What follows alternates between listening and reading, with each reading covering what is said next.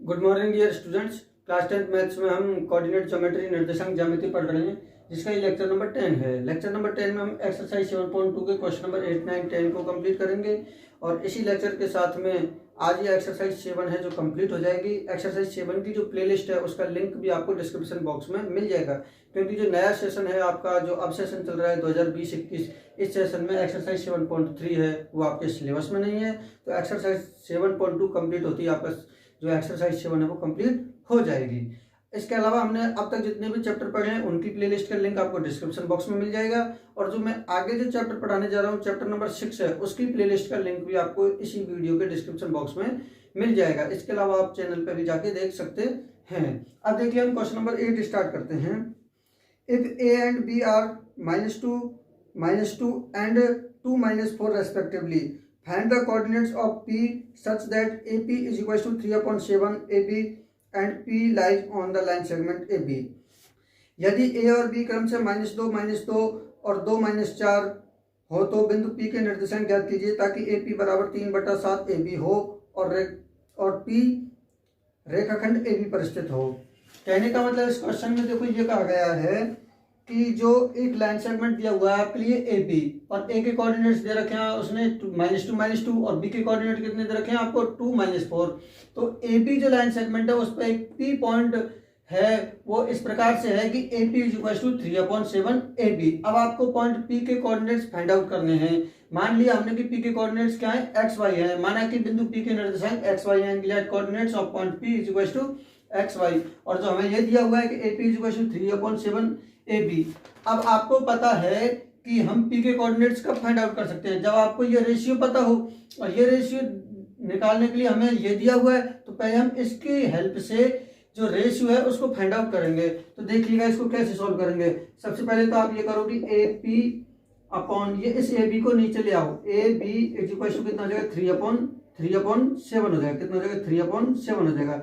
यहां से आप क्या फाइंड आउट कर सकते हो, देखो ए बी को मैं नीचे ले आया, 3/7 एज इट इज रहा। ए बी की वैल्यू कितनी आ रही है हमारे पास 3, A P is equal to कितना हो गया 3 हो गया, और A B is equal to कितना हो गया 7 हो गया। A B is equal to कितना हो गया 7 हो गया। अब देखिए कहने का मतलब ये जो ए बी है ये टोटल कितना है 7 है, और ए पी है वो कितना है 3 है। ए पी कितना आ रहा है हमारा, ए से लेकर पी तक कितना आ रहा है 3 आ रहा है। ए पी कितना आ गया हमारा 3 आ गया, और जो टोटल है वो कितना है हमारे पास 7 है। तो फिर ये जो पी भी है टोटल 7 है, इसमें से ये 3 निकल जाएगा, तो ये कितना बचेगा 4 बच जाएगा। कहने का मतलब A P ratio P B कितना होगा 3/4 होगा। तो ये बात तो आपको समझ में आ गई होगी। आप ऐसे भी लिख सकते हो कि A P plus P B, A P plus P B is equal to क्या होगा ए बी होगा, और ए पी दिया हुआ है आपके लिए 3 प्लस पी बी हमें निकालना है, is equal to A B कितना है हमारे पास 7 है। तो P B is equal to कितना हो जाएगा 7 - 3 करोगे तो 4 आ गया। तो ये भी आपका 4 आ जाएगा। इस तरीके से तो आप कैलकुलेट कर सकते हो। तो ये रेशियो जो आएगा वो 3/4 में डिवाइड करेगा point P line segment A B को। अब आपको करना क्या है कि इसके जो पी है इसके कोऑर्डिनेट्स फाइंड आउट करने हैं। तो आप फॉर्मूला लगाओ directly, X is equal to, आप ऐसे लिख लो now X is equal to क्या हो जाएगा 3/2, कितना हो जाएगा 3/2। चाहे तो आप इधर से कर दो 3/2 पहले, या फिर आप इधर से कर दो 4/-2 पहले, इसको कर दो। दोनों में से किसी को भी स्टार्ट कर दो, कहीं कोई फर्क नहीं पड़ेगा। सिर्फ इधर से ले रहे हैं तो इधर वाला कोऑर्डिनेट लेना होगा, इधर से ले रहे हैं तो उधर वाला कोऑर्डिनेट लेना होगा। तो कितना हो जाएगा 3/2 प्लस ये हो जाएगा 4/-2, कितना हो जाएगा 4/-2 अपॉन नीचे क्या हो जाएगा 3 + 4, 3 + 4 हो जाएगा। 3/2 कितना हो जाएगा 6, प्लस को माइनस मल्टीप्लाई करोगे माइनस का 8 हो जाएगा और 7 हो जाएगा। तो ये कितना हो जाएगा 8 में से 6 जाएंगे तो -2/7। तो एक्स कोऑर्डिनेट कितना आ जाएगा हमारा -2/7। इसी तरीके से आप बाई कोऑर्डिनेट निकाल लो। बाई कोऑर्डिनेट के लिए क्या करना होगा आपको 3 को -4 से मल्टीप्लाई करना होगा, 3 × -4 हो जाएगा प्लस,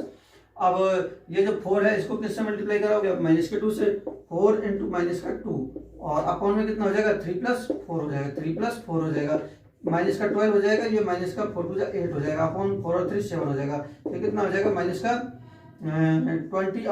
हो जाएगा। तो फिर आप लोग लिख लोगे लास्ट में, तो देयरफॉर कोऑर्डिनेट्स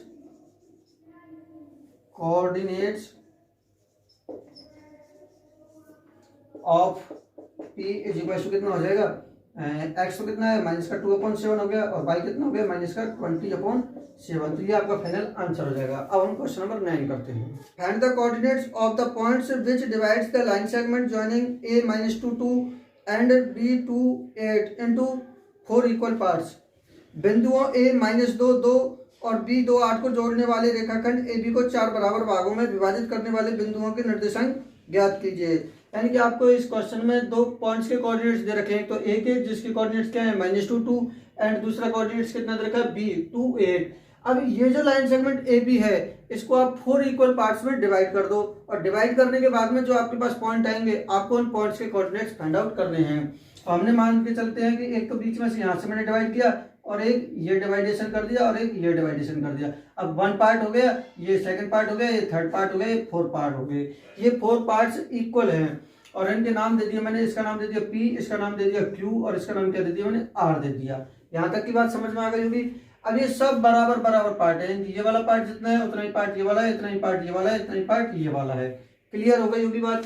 तो मैंने ये चीज लिखी है पॉइंट P x1 y1, इनके नाम भी दे दिए मैंने, इसके कोऑर्डिनेट्स भी मान लिए। इसके कोऑर्डिनेट्स क्या माने मैंने x1 y1, इसके क्या माने x2 y2 और इसके क्या माने मैंने r के x3 y3। तो जो पॉइंट P x1 y1 है, Q x2 y2 है and R x3 y3 R divides line segment AB in 4 equal parts. ये 4 इक्वल पार्ट्स में डिवाइड करता है। हिंदी में कैसे लिखोगे आप? जो रेखाखंड AB है उसको बिंदु P, Q एंड R 4 बराबर भागों में विभाजित करते हैं। इसके बाद में मैंने इसको 3 पार्ट में करूंगा इस क्वेश्चन को, तब ये इजीली हो जाएगा। तो देखिए मैंने फर्स्ट पार्ट माना है कि now point Q x2 y2 divides line segment AB in ratio 1:1 में। यानी कि मैंने ये लिखा है कि जो बिंदु Q है जिसके कोऑर्डिनेट्स x2 y2 हैं वो डिवाइड करता है लाइन सेगमेंट AB को किस रेशियो में? 1:1 में। आप कैसे करता है देखो, A से लेके Q तक का ये डिस्टेंस होगा, A से Q तक का ये और Q से लेके B तक का ये। तो ये इसको मैंने क्या माना है? 1:1 माना है। क्या आपको बात समझ में आ गई होगी? A यहाँ से यहाँ तक का पार्ट और यहाँ से यहाँ तक का पार्ट इक्वल है तो हमने कह दिया कि 1:1 में डिवाइड करता है। और मैंने आपको ये पिछले वाले लेक्चर में भी बताया था और मैं इस लेक्चर में भी बता रहा हूँ कि मान के चलो आपके पास कोई लाइन सेगमेंट है AB जिसका जो एक पॉइंट है P और ये 1:1 में अगर डिवाइड कर रहा है, अगर इसके कोऑर्डिनेट्स क्या है? x1 y1, इसके कोऑर्डिनेट्स क्या है? x2 y2 हैं और इसके कोऑर्डिनेट्स क्या है? x और y है। तो जो x कोऑर्डिनेट होगा ये x1 प्लस x2 अपॉन 2 होगा। क्या होगा? x1 प्लस x2 अपॉन 2 होगा। और जो y कोऑर्डिनेट का फॉर्मूला क्या होगा ये आप लिख लेना, इंट्रोडक्शन की तरह लिख लेना साइड में कहीं भी। मैंने पहले भी बता दिया था कि y इक्वल टू क्या होगा? y कोऑर्डिनेट्स को ऐड करके 2 से डिवाइड कर दो, y1 प्लस y2 अपॉन 2। तो हम इस चीज का विशेष रूप से इसमें यूज लेंगे, तो आप साइड में कहीं भी इसको भी लिख लो।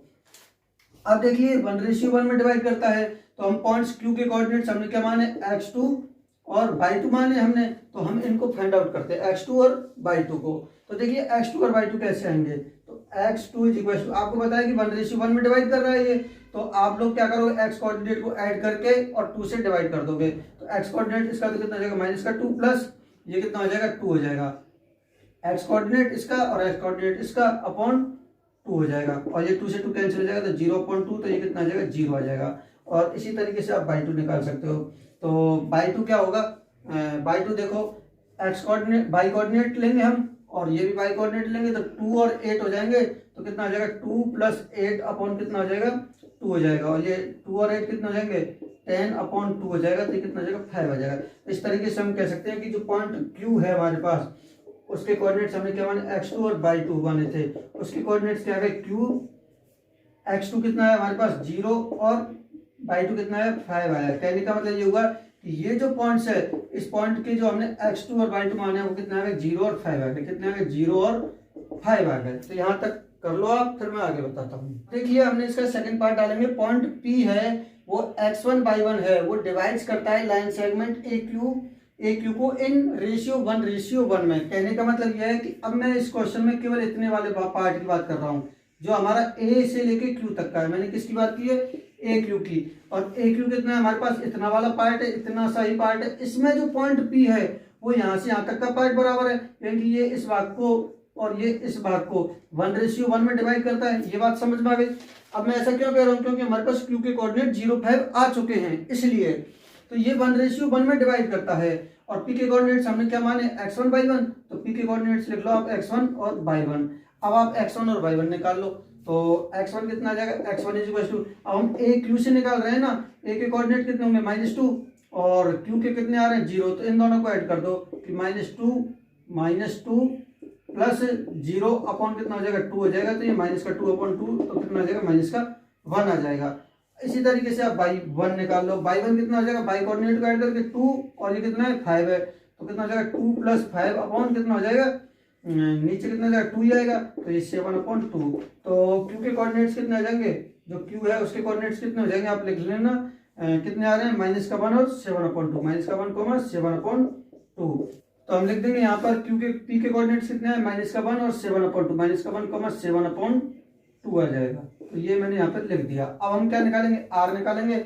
r के लिए भी थर्ड प्रोसेस वही होगी, थर्ड पार्ट डाल दोगे आप, थर्ड पार्ट डाल के वही बात होगी, p की जगह पे यहाँ पर क्या जगह r आ जाएगा, p की जगह पर क्या जाएगा r लेंगे हम, और r के कोऑर्डिनेट्स हमारे क्या माने हुए x3, y3 हो जाएगा। इसके कोऑर्डिनेट्स क्या है हमारे पास x3, y3 हो जाएंगे। और ये जो लाइन सेगमेंट, इसमें जो लाइन सेगमेंट बनेगा वो क्या बनेगा, लाइन सेगमेंट का मतलब क्या होता है, रेखा खंड। लाइन सेगमेंट कौन सा बनेगा, हम क्यू बी की बात करेंगे, किसकी, क्यू बी की बात करेंगे, जो कि क्यू बी को किस रेशियो में डिवाइड करेगा, रेशियो क्या आएगा हमारे पास 1:1 आएगा। कहने का मतलब यह है कि ये जो क्यू बी है ना, क्यू बी, ये जो क्यू बी है यहाँ से यहाँ तक का, इसको जो पॉइंट आर है वो किस रेशियो में डिवाइड करेगा, 1:1 में। जब भी यानी कि 2 बराबर भागों में या 1:1 में डिवाइड करता है, जब भी 2 बराबर भागों में या 1:1 में डिवाइड करता है, तो हम डायरेक्टली ही कोऑर्डिनेट्स को ऐड करके 2 से डिवाइड कर देते हैं। तो हमारे पास जो x3 है वो क्या आ जाएगा, यहाँ से देख लेंगे हम 0 + 2 हो जाएगा, कितना हो जाएगा 0 + 2 इज इक्वल टू 2 + 0 करोगे तो 2/2, और ये कितना आ जाएगा 1 आ जाएगा। और y3 आ जाएगा कितना, y3 के लिए आप इन दोनों को ऐड कर दोगे 5 और 8 को, किसको ऐड कर दोगे 5 + 8 को ऐड कर दोगे /2, तो कितना आ जाएगा 13/2 आ जाएगा।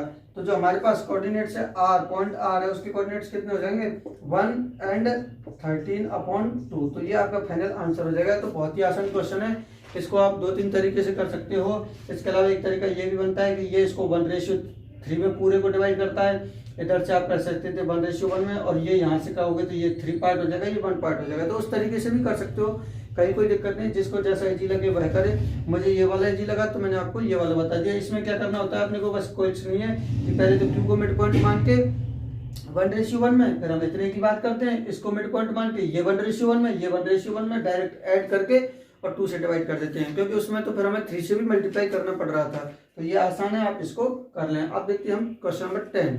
And the area of a rhombus if its vertices are 3, 0, 4, 5, -1, 4 and -2, -1 taken in order। Hint दे रखिए आपको, area of a rhombus is equal to 1/2 product of its diagonals. तो एक समचतुर्भुज का क्षेत्रफल ज्ञात कीजिए जिसके शीर्ष इसी क्रम में 3, 0, 4, 5, -1, 4 और -2, -1 हैं। समचतुर्भुज का क्षेत्रफल होता है 1/2 इंटू विकर्णों का गुणनफल।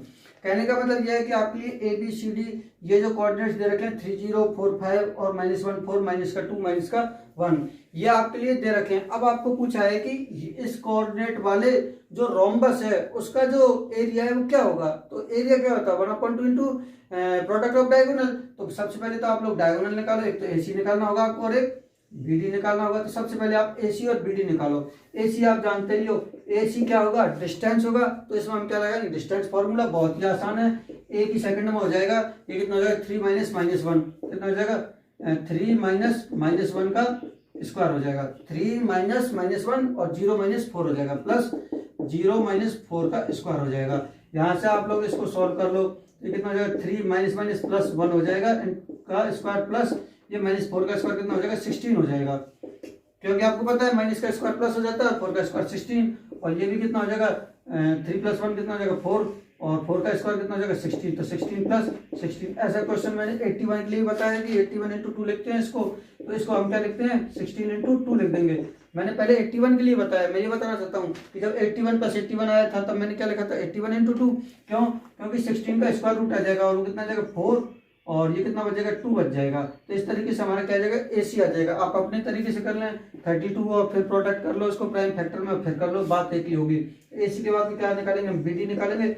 तो बी डी के लिए फॉर्मूला लगा, तो बी डी के लिए लगाओगे तो 4 माइनस माइनस 2, यहाँ पे इधर से इधर लगा दो, वही होगा -2 - 4 हो जाएगा, -2 - 4 का स्क्वायर हो जाएगा, प्लस -1 - 5 का स्क्वायर हो जाएगा, -1 - 5 का स्क्वायर हो जाएगा। तो ये भी बहुत ही आसान है, इसको देखोगे आप तो ये -6 का स्क्वायर होगा, प्लस ये कितना हो जाएगा -6 का स्क्वायर होगा ये भी, और ये कितना हो जाएगा 36 + 36। तो इसको क्या लिख सकते हैं हम 36 × 2, क्या लिख सकते हैं हम 36 × 2, और यहाँ से 36 का स्क्वायर रूट 6 आ जाएगा, और रूट में क्या बचेगा 2 बच जाएगा। तो इस तरीके से हमारे पास जो डायगोनल है वो आ गए हैं। अब हमें क्या लगेगा ना एरिया का फॉर्मूला, तो जो एरिया होगा, जो क्षेत्रफल होगा वो क्या होगा 1/2 × प्रोडक्ट ऑफ इट्स डायगोनल, और डायगोनल क्या आ रहा है हमारे पास AC एंड BD, तो AC × BD हो जाएगा, और 1/2 × AC कितना आया हमारे पास 4√2 आया, तो हम 4√2 लिख देंगे, क्या लिख देंगे 4√2 लिख देंगे, इंटू BD कितना आया हमारे पास 6√2 आया है। तो इस तरीके से हमें इसको ही सॉल्व करना है। अब आप देखिए मैं इतनी स्पीड से क्यों पढ़ा रहा हूँ, क्योंकि अब आपको ये पढ़ा दिया गया है और आपको ये सारी चीज़ें आती है। अब तो आपको हिंट चाहिए, इसलिए मैंने जो लास्ट के दोनों लेक्चर है ना वो बहुत स्पीड से निकाले हैं। तो देखिए 1/2 इस 4 को 6 से मल्टीप्लाई करा दो, 4 को 6 से मल्टीप्लाई करा दोगे तो 24 हो जाएगा, यानी कि √2 को √2 से मल्टीप्लाई कराओगे तो कितना आ जाएगा 2 आ जाएगा, और इस 2 को 2 से कैंसिल कर दो तो कितना आ जाएगा 24। तो हमारा आंसर होगा 24 स्क्वायर यूनिट। क्या होगा स्क्वायर यूनिट। इस तरीके से बेटा अपना ये क्वेश्चन नंबर 10 हुआ, जिसका आंसर क्या हुआ area is equal to 24 square unit. कितना आ गया इसका एरिया इज इक्वल टू कितना आ गया 24 स्क्वायर यूनिट। तो आपकी एक्सरसाइज जो 7.2 है वो अब कंप्लीट हो गई है।